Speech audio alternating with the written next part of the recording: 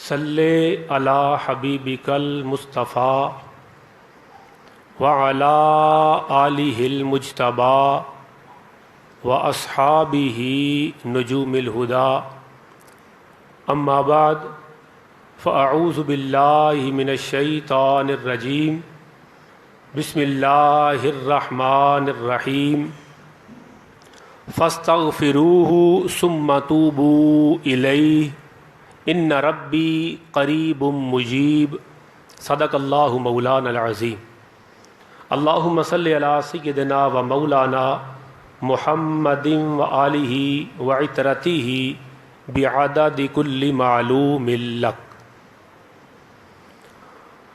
اللہ رب العزت کی حمد و ثنا، تاجدار مدینہ سرور قلب و سینہ اشرف الانبیاء حضرت محمد مصطفیٰ علیہ التحیات والثناء وصلی اللہ تعالی علیہ وآلہ وسلم کی بارگاہ بیکس پناہ میں درود و سلام کے گجرے اور تحفے پیش کرنے کی سعادت حاصل کرنے کے بعد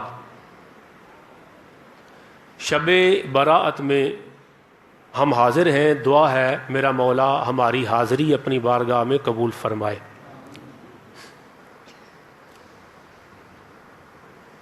جب بندہ ارادہ کر لے کہ اس نے اللہ سے صلح کرنی ہے، 11 مہینے اللہ کی نافرمانی میں گزر جائیں، پھر اس کی بخشش والی ہوائیں چلتی ہیں جس سے بندہ مومن کے ایمان کے درخت پر لگے ہوئے گناہ آلود پیلے زرد پتے اس شب براءت میں گر جاتے ہیں۔ یہ موسم صرف درختوں پر اثر انداز نہیں ہوتا، جو روحانی موسم ہے وہ بندہ مومن کے ایمان کے درخت پر بھی اثر انداز ہوتے ہیں۔ جیسے درختوں پر خزاں آتی ہے، جو پیلے زرد پتے ہوتے ہیں وہ جھڑ جاتے ہیں، اس کے بعد بہار آتی ہے، نئے پتے نکلتے ہیں، پھل لگتے ہیں، پھول لگتے ہیں۔ یہ اللہ رب العزت کا کرم ہے کہ وہ 11 مہینوں کے بعد شعبان کی 15ویں رات کو ہمیں یہ ایک شب گویا ایمان کے درخت پر لگے ہوئے پیلے زرد پتوں کو گرانے کے لیے یہ خزاں کی صورت میں ہمارے پاس تشریف لاتی ہے۔ جو خوش نصیب اس رات کو اپنی حاضری اللہ کی بارگاہ میں پیش کر لیتے ہیں اور ان کی حاضری قبول ہو جاتی ہے، وہ اپنے ایمان کے درخت کو پیلے زرد گناہ آلود پتوں سے صاف کر لیتے ہیں، ان کی بخشش ہو جاتی ہے۔ پھر رب ذوالجلال ایک بہار کا موسم رمضان المبارک کی صورت میں عطا فرماتا ہے۔ بندے نے شب برات میں حاضری دے کے اپنے اعمال جو گرد آلود تھے انہیں مٹا لیا، اب اس کا درخت خالی کھڑا ہے۔ رمضان المبارک کی صورت میں اللہ بہار عطا فرماتا ہے۔ جب وہ نفل پڑھے تو اللہ فرض کا ثواب دیتا ہے، فرض ادا کرے تو 70 گنا ثواب ملتا ہے، ایک مرتبہ سبحان اللہ کہیں تو 1,00,000 مرتبہ کہنے کے برابر ثواب ملتا ہے۔ اس کا کرم اتنا ہے کہ ہر رات وہ اپنے بندوں کو ندا دیتا ہے، پچھلی راتی رحمت رب دی دیوے پئی آوازہ کہ بخشش منگن والیاں تائیں کھلا ہے دروازہ۔ ہر رات کے تیسرے پہر اللہ کی رحمت آواز دیتی ہے کہ ہے کوئی مجھ سے بخشش مانگنے والا، میں معاف کرنے کے لیے تیار ہوں۔ ادھر سے آواز آتی ہے لوگوں میں صلح کرنے کے لیے تیار ہوں، تم میں کوئی ہے جو صلح کرنا چاہے؟ وہ بابا جی کا واقعہ آپ کے پیش نظر ہے۔ جو بازار میں بیٹھے رو رہے تھے. لوگوں نے کہا کیا ہوا؟ کہتے ہیں لوگوں کی اللہ سے صلح کروا رہا ہوں. کچھ دنوں کے بعد وہی بابا جی قبرستان میں رو رہے تھے. لوگوں نے کہا بابا جی وہاں بھی رو رہے تھے بازار میں بیٹھ کے, یہاں بھی رو رہے ہیں, اب کیوں رو رہے ہیں؟ انہوں نے کہا یہاں بھی ان کی, یہ جو لیٹے ہوئے ہیں, ان کی اللہ سے صلح کروا رہا ہوں. اس نے کہا وہاں بھی صلح کروا رہے تھے, یہاں بھی صلح کروا رہے ہیں, صلح کہاں تک پہنچی؟ بابا جی نے کہا جب بازار میں میں کھڑا تھا جہاں لوگ بزی تھے دنیا داری کے کاموں میں, وہاں حال یہ تھا کہ وہ صلح کے لیے تیار تھا, لوگ تیار نہیں تھے. اب یہ جو یہاں آ کے شہر خامشاں میں لیٹ گئے, اب یہ سارے صلح کرنا چاہتے ہیں لیکن وہ راضی نہیں ہو رہا. ہر رات وہ آواز دیتا ہے کہ لوگوں آؤ میں صلح کے لیے تیار ہوں, اور اس کی آواز شب برات کے اندر, شب قدر کے اندر رات کے تیسرے پہر سے بڑھ جاتی ہے, اور سورج کے غروب ہونے سے لے کے صبح صادق فجر طلوع ہونے تک ساری رات اس کی رحمت آواز دیتی رہتی ہے کہ ہے کوئی مجھ سے صلح کرنے والا. اگر بندہ ارادہ کر لے اللہ سے صلح کرنے کا تو طریقہ کیا ہے؟ اللہ سے صلح کا طریقہ کیا ہے؟ اللہ سے صلح کا طریقہ ہے توبہ و استغفار. یہ دو الفاظ ہیں, توبہ اور استغفار. توبہ اور استغفار میں فرق ہے. بڑا تھوڑا سا وقت لوں گا لیکن ایک بات سادی سی کوشش کروں گا وہ میں عرض کر لوں, اور پھر قبلہ مفتی صاحب کا خطاب سنیں گے. جب بندہ ارادہ کر لے, ہمیں مصیبت یہ ہے کہ جس طرح کوئی گیم کو انجوائے کرتا ہے, یہ وبا پھیل گئی. کوئی فریش ہونے کے لیے گیم انجوائے کرتا ہے, کوئی فریش ہونے کے لیے کوئی گانا گنگنا لیتا ہے. جو بیبا سا بندہ ہے وہ فریش ہونے کے لیے کسی محفل نعت میں چلا جاتا ہے, کسی مولوی صاحب سریلے کا خطاب سن لیتا ہے, کوئی نعت سن لیتا ہے. یہ ایک ٹرینڈ بن گیا, یہ پرابلم ہو گئی. اگر ارادہ اندر سے ہو اللہ سے صلح کرنے کا تو دو جملے بھی کام کر جاتے ہیں. ورنہ ساری رات ہم شب بیداری کرتے ہیں, جتنی محافل ہوتی ہیں بڑی بڑی, اور بدنصیبی یہ محافل ہوتی بھی اس جگہ پر ہے کہ جہاں پر وضو کا انتظام کوئی نہیں.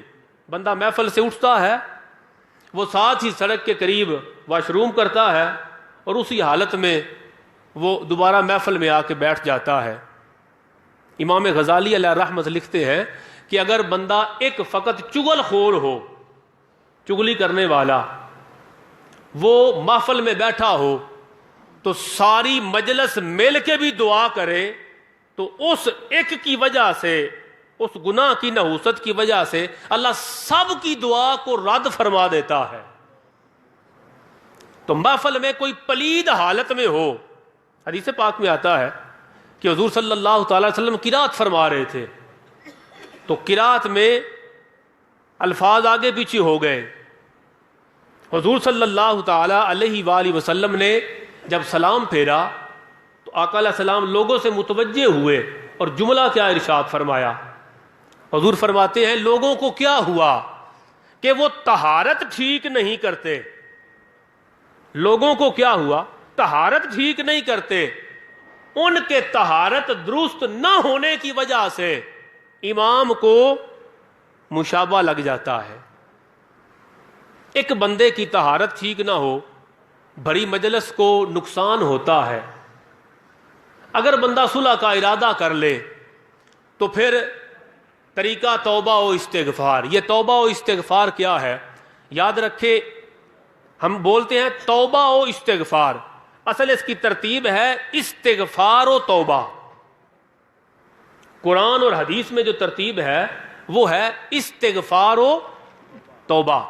یہ سورہ ہود کی آیت کریمہ ہے جو میں نے آپ کی خدمت میں تلاوت کی, جس میں اللہ رب العزت ارشاد فرماتا ہے فَاسْتَغْفِرُوهُ ثُمَّ تُوبُوا إِلَيْهِ. پس تم استغفار کرو، پھر اس کی بارگاہ میں توبہ کرو. فاستغفروہ، پس تم استغفار کرو، جب استغفار کر لو، ثم اس کے بعد توبو الیہ، پھر اس کی بارگاہ میں توبہ کرو. گویا استغفار اور ہے اور توبہ اور ہے. استغفار جو ہے یہ نکلا ہے غفارہ سے، مصدر اس کا. استغفار کا لفظ نکلا غفارہ، بخشش چاہنا، معافی مانگنا، ماضی کے سابقہ گناہوں کی مولا سے معافی مانگنا، ماضی کے گناہوں کی اللہ سے بخشش چاہنا، یہ استغفار ہے. اور توبہ، تابہ یتوب توبتن، توبہ ہے آنے والے وقت میں اللہ کی نافرمانی سے اپنے آپ کو روک لینا. یہ دونوں مل گئے تو بنا استغفار و توبہ. حضور صلی اللہ تعالی علیہ وآلہ وسلم نے ارشاد فرمایا، بخاری مسلم کے اندر الفاظ آتے ہیں، میرے آقا فرماتے ہیں لوگوں میں ہر روز 70 مرتبہ سے زیادہ اللہ کی بارگاہ میں استغفار اور توبہ کرتا ہوں.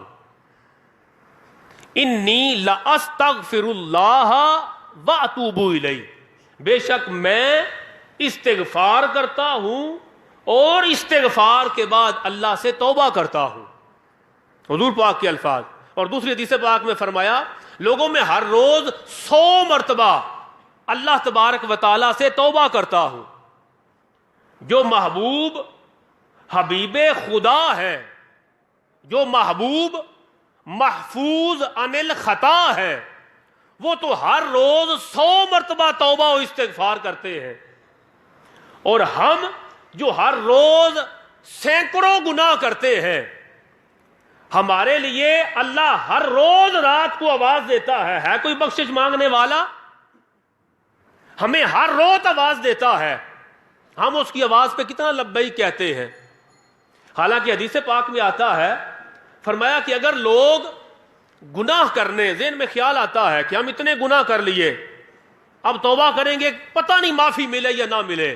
رسول اللہ صلی اللہ علیہ وسلم فرماتے ہیں اگر ایسا ہو جائے کہ سارے لوگ نیکیاں کرنے والے بن جائیں اور گناہ کرنے والا کوئی ایک بھی نہ بچے، تو اللہ فرماتا ہے پھر میں ایسی مخلوق کو ختم کر دوں، ایسے لوگ ختم کر دوں، اور اس مخلوق کی جگہ ایسی قوم پیدا کروں کہ جن میں گناہ کرنے والے بھی ہوں، جن میں نیکیاں کرنے والے بھی ہوں، اور گناہ کرنے والے گناہ کر کے جب اللہ فرماتا ہے مجھ سے معافی مانگے، تو مجھ سے معافی مانگنے والے پھر میں جب ان کو معاف کروں، ان عبادت گزاروں کی عبادت سے زیادہ لذت مجھے ان لوگوں کی عبادت میں آتی ہے کہ جو گناہ کر کے پھر روتے ہوئے میری بارگاہ میں آ جاتے ہیں. حضور غوث العظم شیخ عبد القادر جیلانی رضی اللہ تعالیٰ عنہ وارضا، آپ غنیۃ الطالبین کے اندر لکھتے ہیں، آپ فرماتے ہیں کہ اللہ رب العزت نے میرے دل میں یہ بات القاء کی، یہ بات میرے دل میں ڈالی اللہ پاک نے، اور فرمایا اے عبد القادر میرے بندوں تک یہ بات پہنچا دو. مولا کیا؟ فرمایا میرے بندوں کو بتا دو کہ اللہ فرما رہا ہے کہ مجھے عبادت گزاروں کی عبادت میں اتنا لطف اور لذت محسوس نہیں ہوتی، مجھے عبادت گزاروں کی لذت، عبادت اتنی لذت نہیں دیتی کہ جتنی عزیز مجھے گناہگاروں کی عبادت ہے. غوث پاک سرکار نے فرمایا، اللہ پاک نے فرمایا میرے بندوں کو یہ بات پہنچا دو کہ عبادت گزاروں کی عبادت مجھے اتنی عزیز نہیں ہے جتنی گناہگاروں کی عبادت مجھے عزیز ہے. مولا وجہ کیا ہے؟ عبادت گزار جس نے کبھی تیری نافرمانی نہیں کی وہ تیری عبادت کر رہا ہے، اور ایک طرف وہ ہے جو شب برات کے اندر 11 مہینوں کے بعد تیری بارگاہ میں آیا ہے اور وہ روتا ہوا آ رہا ہے، وہ شرمندہ ہو کے آ رہا ہے، وہ گڑگڑاتا ہوا آ رہا ہے. غوث پاک فرماتے ہیں اللہ کریم نے میرے دل میں بات ڈالی کہ لوگوں کو بتا دو اے عبد القادر، عبادت گزاروں کی عبادت وہ مجھے اتنی عزیز نہیں ہے جتنی گناہگاروں کی عبادت مجھے عزیز ہے۔ مولا وجہ کیا ہے؟ فرمایا جب عبادت گزار نیکوکار میری عبادت کرتا ہے، عبادت کر کے اس کا دھیان میری جنت کی طرف لگا رہتا ہے، اور جب گناہگار میری عبادت کرتا ہے اس کا دھیان جنت کی طرف کب جاتا ہے؟ اس کا دھیان تو جنت والے کی طرف لگا رہتا ہے جب وہ کرم فرما دے اور ہماری خطاؤں سے درگزر۔ بھئی عبادت گزار کو تو پتا ہے میں نماز پڑھتا ہوں، میں روزہ رکھتا ہوں، میں حج زکوٰۃ کرتا ہوں، میں نیک اعمال کرتا ہوں۔ عبادت گزار تو نیک عمل کرتا ہے، وہ جب نیکی کرتا ہے، جب عبادت کرتا ہے تو وہ تو دیکھتا ہے اب اللہ میری عبادت قبول کرے گا تو مجھے جنت دے گا، مگر جب گناہگار عبادت کرتا ہے وہ جنت کا نہیں سوچتا، وہ سب سے پہلے تو اپنی معافی کا سوچتا ہے، اس کا دھیان جنت کی طرف نہیں جاتا، اس کا دھیان جنت والے کی طرف جاتا ہے۔ غوث پاک سرکار فرماتے ہیں اس لیے مجھے ان لوگوں کی اللہ فرماتا ہے عبادت زیادہ عزیز ہے جو گناہگار ہیں، اور جب عبادت کرتے ہیں تو عبادت میں ان کا خیال کہیں دائیں بائیں نہیں جاتا، ان کا دھیان میری بارگاہ کی طرف لگا رہتا ہے۔ اور آخری بات جسے حضرت امام حسن بصری رحمۃ اللہ تعالی علیہ نے ارشاد فرمایا، آپ کا حال یہ تھا شعبان المعظم کی جب 15ویں شب آتی، شب برات، امام حسن بصری جب اپنے رات کو عبادت کرتے، رات کو کہیں باہر نکلتے تو امام حسن بصری رضی اللہ تعالیٰ عنہ کا حال یہ ہوتا، لوگ کہتے آپ کا چہرہ دیکھ کے ایسے لگتا جیسے کسی بندے کو قبر میں لٹایا ہوا تھا اور قبر میں لٹانے کے بعد اب اسے قبر سے نکال کے لائے ہیں، اتنا خوف ان کے چہرے پر آیا ہوتا۔ لوگوں نے امام حسن بصری رضی اللہ تعالیٰ عنہ سے پوچھا حضرت آپ اللہ والے ہیں، نیکوکار ہیں، اور شب برات آتی ہے تو آپ کا چہرہ اتنا خوف زدہ کیوں ہو جاتا ہے؟ ایک جملہ اور اس پہ بات ختم، اگر یہی ذہن نشین ہو جائے، آپ فرماتے ہیں کہ سمندر اور دریا کے اندر اگر کسی کی کشتی ٹوٹ جائے وہ اتنی مصیبت میں نہ ہوگا جتنی مصیبت میں ہوں۔ لوگوں نے کہا حضرت اتنی بڑی مصیبت آپ پر آ گئی، کیا مصیبت پڑی؟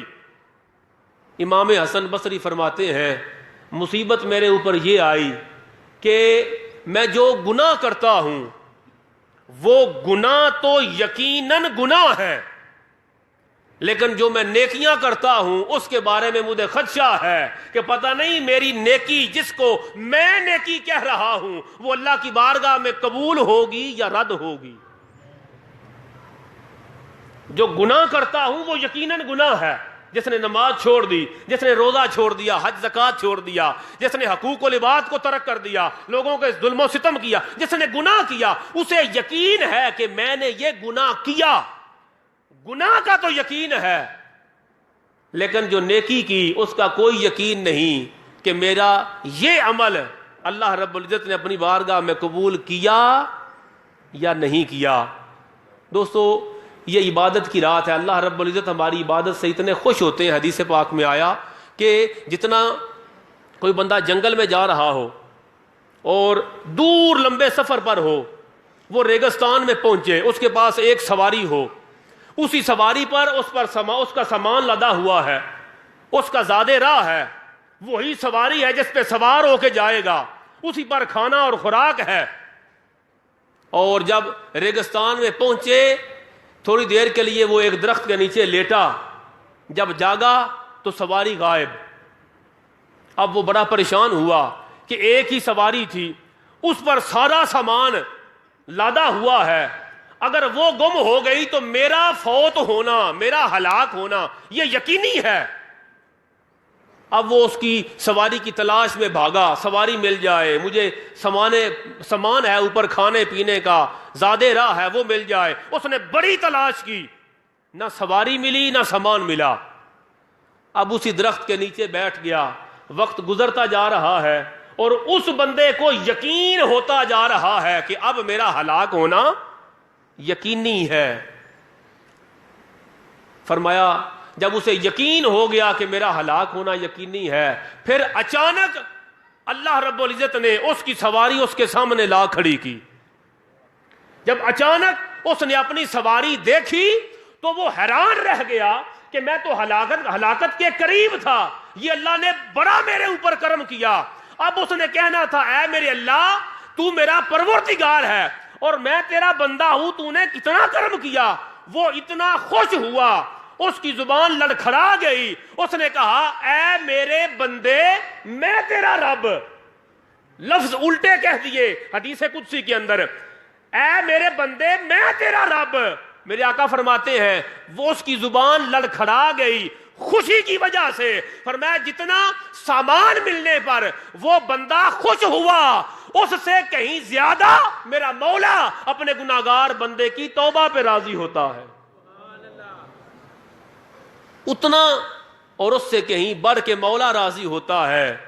اللہ نہیں چاہتا کہ کوئی بندہ دوزخ میں جائے. دوزخ میں جو بھی جائے گا وہ زور سے جائے گا، اور جنت کے لیے اس نے ہر رات آواز دی لوگوں آ جاؤ میں صلح کے لیے تیار ہوں. یہ رات ہے اللہ رب العزت سے صلح کرنے کی. اللہ تبارک و تعالی بڑی محفل کے اندر جو مولا کو پسند ہے، بچہ ہو یا بزرگ ہو سفید داڑھی والے، کوئی نوجوان ہو شب بیداریاں کرنے والا، جو میرے اللہ کو پسند ہے اللہ اس کے صدقے سے بڑی محفل کے گناہ معاف فرمائے. آمین یا رب العالمین. وما علینا الا البلاغ المبین.